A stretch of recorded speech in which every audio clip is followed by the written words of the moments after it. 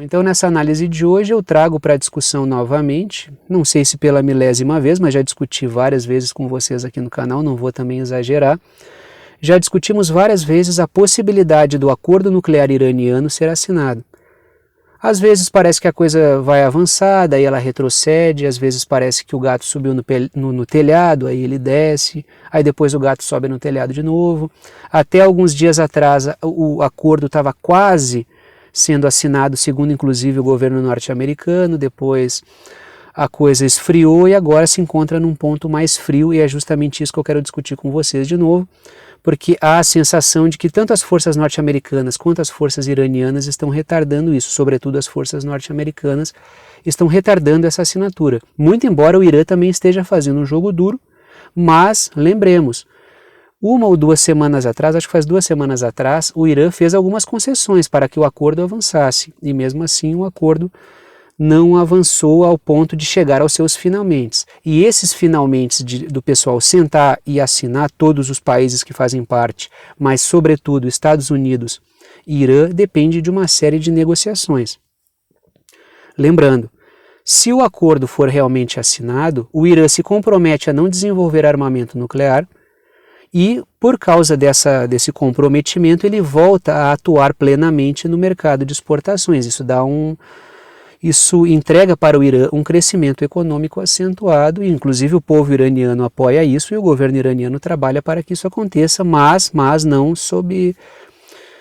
de qualquer jeito, não é voltar ao mercado de qualquer jeito, fazer qualquer concessão para os norte-americanos para conseguir assinar o acordo, e é justamente essas tratativas que a gente vai continuar discutindo hoje aqui no canal. Como sempre, eu trago as minhas anotações e em torno das minhas anotações eu vou desenvolvendo os meus raciocínios para organizar as ideias aqui nesse vídeo. Então, trago uma notícia, prestem atenção nessa notícia que eu trago aqui primeiro. Opositores do acordo nuclear, ou seja, os setores políticos norte-americanos opositores da assinatura desse acordo nuclear com o Irã, estão acusando o Joe Biden de entregar 500 bilhões de dólares para o Irã se os Estados Unidos assinarem ou permitirem o fechamento desse acordo. Logicamente que isso é uma maneira simplista de lidar com a questão, não é que o governo Biden vai pegar 500 bilhões e vai entregar para o governo iraniano. Na verdade, o retorno do Irã ao mercado de exportações em melhores condições vai fazer com que a economia iraniana cresça. E esse crescimento da economia iraniana é justamente o que alguns setores políticos nos Estados Unidos, e sobretudo setores políticos nos Estados Unidos que trabalham, digamos, sob a batuta de interesses políticos e empresariais de Israel, não querem.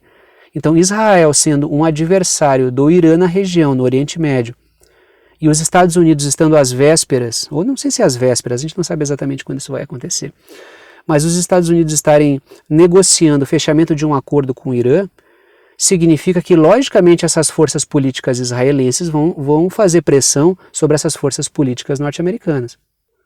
E essas forças políticas norte-americanas, sendo pressionadas por grupos políticos e empresariais de Israel, vão pressionar, logicamente, o governo Biden. Outro setor que não tem muito interesse no fechamento de acordo nuclear com o Irã é o setor da indústria armamentista, porque quanto mais tensão existe entre o atlanticismo e o Irã, tanto mais essa tensão habilita a continuidade da farra lucrativa em torno da venda de armas. Então tem muita coisa que envolve o fechamento de um acordo nuclear com o Irã. Trago mais uma reflexão para a discussão aqui. Críticos dizem que esses setores críticos em relação ao acordo nuclear, setores críticos dizem que o acordo nuclear dará tempo para o Irã desenvolver armas nucleares. Repito, setores políticos críticos do acordo nuclear dizem que esse acordo dará tempo suficiente para o Irã desenvolver armamento nuclear. Na verdade, o que fez com que o Irã avançasse no seu desenvolvimento nuclear, inclusive na aposta de que pode ter armamento nuclear, de que pode desenvolver armamento nuclear, foi o fato dos Estados Unidos, durante o governo Trump, terem saído do acordo nuclear com o Irã. Então não é o acordo nuclear que fará avançar a sanha nuclear iraniana, segundo a opinião desses setores dos Estados Unidos, mas sim o fato dos Estados Unidos terem saído do acordo. Então o que faz avançar o projeto de armamento nuclear iraniano é a não existência de um acordo nuclear com o Irã. Inclusive o próprio governo iraniano já disse várias vezes, eu me lembro de duas muito recentes, de que o Irã tem condições de desenvolver armamento nuclear, já possui essas condições, mas ainda não desenvolveu. Ou seja, fala isso para que haja para que o atlanticismo acelere as suas combinações para que possa sentar e conversar com o Irã. É como se o Irã estivesse dizendo, olha, eu posso fazer, mas não fiz, vamos pensar mais rápido aí que a gente pode acabar desenvolvendo. Então o Irã está buscando esse acordo nuclear. O que o Irã efetivamente não quer, o que o governo iraniano efetivamente não quer, é fazer um mau acordo nuclear. Então o Irã faz um jogo duro daqui, faz uma ameaça acolá, o atlanticismo, os Estados Unidos respondem de um certo modo, Israel responde de um certo modo, Israel trabalha para melar o tempo inteiro esse acordo. Sempre que há uma aproximação e a possibilidade de Estados Unidos e Irã assinarem um acordo, Israel trabalha para que esse acordo não aconteça, logicamente porque a assinatura desse acordo faz com que o Irã cresça economicamente, e crescendo economicamente também cresce geopoliticamente na região. E Israel é o principal adversário do Irã na região, que é justamente o que eu trago nessa outra reflexão aqui. O governo de Israel pressiona os Estados Unidos contra a assinatura do acordo nuclear, que é uma questão que eu já discuti aqui várias vezes com vocês. Banca políticos dentro dos Estados Unidos e inclusive faz visitas públicas e anuncia isso. Então, o governo de Israel diz, nós vamos até o governo israelense tem avisado, nós vamos até os Estados Unidos conversar com o governo Biden para pressionar pela não assinatura do acordo nuclear. Então Israel faz uma pressão pública, uma pressão da opinião pública, inclusive sobre os Estados Unidos. Tenta arremessar, assim, vários países que também não nutrem boas relações com o Irã no Oriente Médio contra o governo Biden. Então existe um jogo aí. Tanto é que eu até discuti com vocês que se o acordo nuclear for fechado, o atual governo de Israel, o atual grupo político que governa Israel pode ser acusado de fraqueza por deixar o Irã avançar economicamente. E quem ganha com isso é quem está na oposição no momento, que é o Benjamin Netanyahu. Então o Benjamin Netanyahu tem um sentimento ambíguo em relação a esse acordo nuclear. Por um lado, ele se apresenta como contrário, diz que o atual governo é fraco e por isso o acordo está avançando. Mas, em contrapartida, ele pode esperar que o acordo seja assinado, porque o acordo sendo assinado é certeza de que o atual governo se enfraquece, e o atual governo se enfraquecendo, o Benjamin Netanyahu pode voltar ao poder. Então tem toda uma série de relações políticas em Israel que também são importantes nesse jogo. Se o Irã retornar para o mercado de exportações com plenas condições, logicamente que o Irã vai ter um grande desenvolvimento econômico. E tendo um grande desenvolvimento econômico, o Irã cresce também em termos de força geopolítica, e isso Israel efetivamente não quer. Trago uma notícia. Vamos falar um pouquinho sobre a situação do Irã. Então, já que eu estou falando sobre crescimento econômico do Irã, não crescimento econômico do Irã, vamos falar um pouquinho sobre a situação econômica do Irã e a posição geopolítica do Irã. Prestem atenção nessa notícia. Matérias da mídia norte-americana afirmam que o Irã cederá mais por causa da sua atual situação econômica. Repito, matérias da mídia norte-americana afirmam que o Irã cederá mais por causa da sua atual situação econômica. Só que quando a gente vai olhar a atual situação econômica do Irã, embora não seja uma situação estupenda, é uma situação de estabilidade econômica a situação do Irã. As sanções impostas sobre o Irã geraram percalços, logicamente, para os iranianos, mas não foram percalços que desestruturaram o país politicamente nem socialmente. Se a gente for olhar os números do ano passado, o PIB do Irã cresceu 4,3%. Isso é um crescimento razoável. Então, 4,3% de crescimento do PIB. A projeção para os próximos anos no Irã é de um crescimento de cerca de 3%, não é um crescimento astronômico, mas para um país sancionado, é um país que não está passando, não está em processo de decomposição completa por causa das sanções. Então essa ideia de alguns setores políticos norte-americanos de que o desespero econômico levará o Irã a negociar não está lastreado numa realidade. Essa ideia de caos completo no Irã de caos econômico completo no Irã não é uma realidade. E só um pouquinho, não digam que eu estou dizendo que o Irã é o paraíso econômico, que o Irã é uma locomotiva, não é locomotiva econômica, não é isso que eu estou dizendo. Estou dizendo que As interpretações dos setores políticos norte-americanos que falam em apocalipse econômico no Irã por causa das sanções não se lastreiam na verdade. Repito, no ano passado a economia do Irã cresceu 4,3%. Lógico, anos anteriores houve uma crise por causa da questão do aumento das sanções, mas isso não levou a uma desestrutura da política iraniana, longe disso. Trago mais uma reflexão para a gente fazer aqui. A aposta norte-americana nas sanções contra os países não tem gerado a queda dos regimes com a velocidade esperada pelos norte-americanos. Repito, a aposta norte-americana nas sanções contra os países não tem gerado a queda dos regimes na velocidade esperada. Porque o que é a prática de sanção econômica que o atlanticismo promove? Não só os Estados Unidos, como levam outros países a sancionarem esses países alvos também. Tanto é que tem o caso do avião que está aqui, o avião venezuelano na Argentina, que houve a recusa de abastecer o avião porque esse avião foi comprado pela Venezuela de uma empresa iraniana. Então existe toda uma cadeia uma cadeia de sanções que acaba recaindo sobre o país sancionado e sobre outros países que também negociam com este país. As sanções econômicas, elas funcionam como uma espécie de cerco de guerra. Aquele país é cercado, os produtos não entram, produtos não saem para alguns lugares, o governo começa a se fragilizar porque a situação econômica da população leva a população a pressionar o governo, ou deveria fazer esse efeito. Aí depois de um certo tempo, com uma decomposição da situação social e econômica, o povo derruba o governo, tira o cadáver do governante por cima do muro e coloca um outro governo que seja mais afeito aos interesses de quem está impondo as sanções, no caso os Estados Unidos.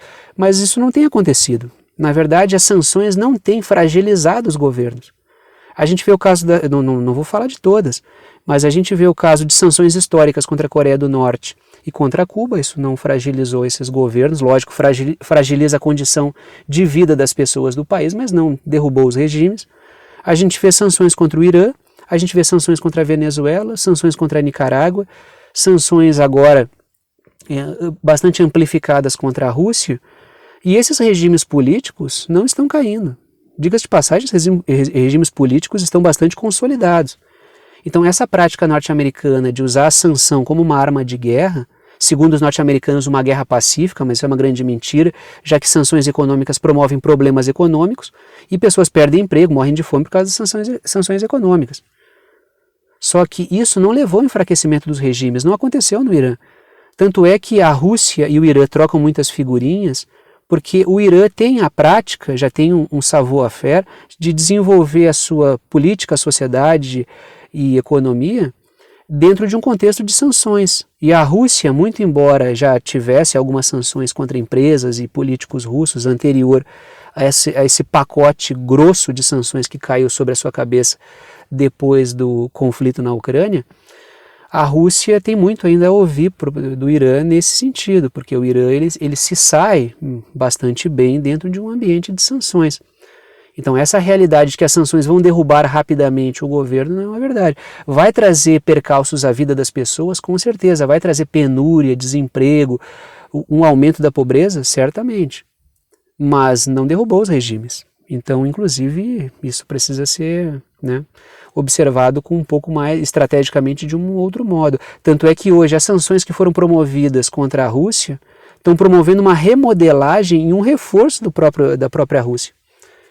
Tanto é que o próprio FMI, o Fundo Monetário Internacional, falou o que as sanções estão fazendo é acelerando um processo de desconfiança dos países em relação ao dólar. Isso pode voltar num efeito bumerangue contra o governo norte-americano. Isso está gerando uma reformulação e uma reacomodação da geopolítica e das relações comerciais para fortalecer o sul global e os vínculos bilaterais dos países. E isso está isolando, na verdade, o atlanticismo, até porque me parece ser um dos objetivos. Prestem atenção nessa outra notícia que eu trago aqui. A renda dos iranianos subiu cerca de 10% no ano passado, mostrando uma certa recuperação, repito. A renda dos iranianos subiu cerca de 10% no ano passado, demonstrando uma certa recuperação. O povo iraniano apoia o acordo nuclear e o retorno do Irã com plenas condições a um mercado de exportações? Certamente o povo iraniano apoia o acordo nuclear. O povo iraniano apoia o acordo nuclear mediante bons termos e, lógico, diante do fato de que esse acordo nuclear vai trazer o Irã de volta para o mercado de exportação e vai promover uma melhoria das condições econômicas para o povo iraniano. Então, o fato do Irã estar mantendo um crescimento, uma estabilidade num contexto de sanções, isso dá para o Irã uma certa tranquilidade de pensamento, completamente diferente daquilo que setores políticos norte-americanos estão dizendo. Não, o Irã vai assinar porque é só esperar um pouco mais que eles vão assinar de qualquer jeito, porque a penúria econômica está comendo firme lá dentro. Não é bem esse o panorama. Até por isso o Irã não está assinando com a velocidade que é esperada. Ele faz concessões, digamos assim, razoáveis, como foram feitas dias atrás aí, de não exigir que a Guarda Revolucionária seja retirada da classificação de grupos terroristas, e sim algumas empresas percam as sanções, empresas ligadas à Guarda Revolucionária. Então o Irã fez concessões. Os norte-americanos ficaram tentados a se aproximar mais de uma assinatura do acordo, mas aí vem essas forças israelenses, essas forças da política interna norte-americana que empurram de volta a negociação para trás.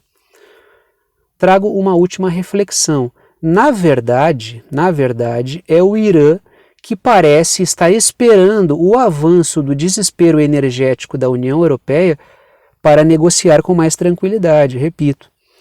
Na verdade, é o Irã que parece estar esperando o desespero energético da União Europeia para negociar com mais tranquilidade.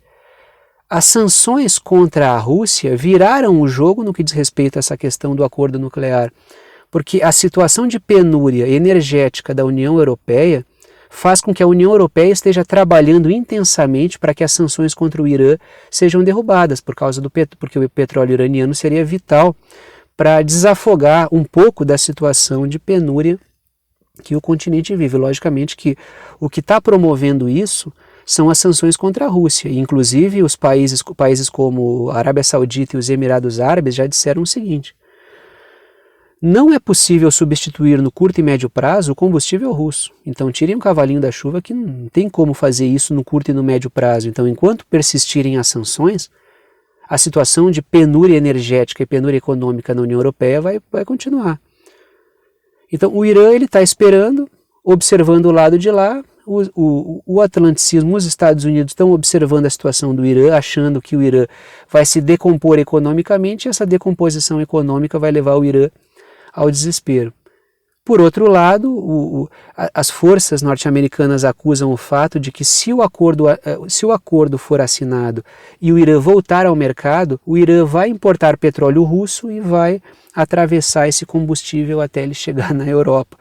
Portanto, é que o Irã já se comprometeu com a Rússia, vai comprar combustível russo para usar internamente e vai exportar mais o seu combustível para a Europa, ou seja, isso dá praticamente na mesma, só que a Europa não tem muita margem de manobra. Então a União Europeia, a sua situação fica comprometida e o Irã está apenas esperando isso para negociar em melhores condições. Então existe todo um jogo de estudo aí sobre como é que está a situação do adversário político. Dito isso, paro por aqui. Gostou da análise, gostou do canal, quer saber como apoiar esse canal independente? Todas as formas de apoio estão na descrição aqui embaixo. Eu agradeço a todos que apoiam e que mantêm esse trabalho diário funcionando. Se não fossem vocês, não haveria esse trabalho aqui todos os dias, então agradeço pelo apoio financeiro que vocês dão a esse canal, apoio solidário. Pode apoiar pelo Apoia-se, que é uma plataforma que permite apoio por boleto ou por cartão. O link do Apoia-se está na descrição do vídeo aqui embaixo, é www.apoia.se/verdade concreta. Ou pode apoiar pelo Pix. A chave Pix é uma chave de e-mail e está na descrição aqui embaixo também. É pixverdadeconcreta@gmail.com, pixverdadeconcreta@gmail.com. Ajudem no valor que vocês quiserem, é uma ajuda solidária, não estabeleço nenhum valor, ajuda quem pode, ajuda quem quer e o conteúdo fica aberto para todo mundo. Dito isso, vou parando por aqui e tchau para vocês.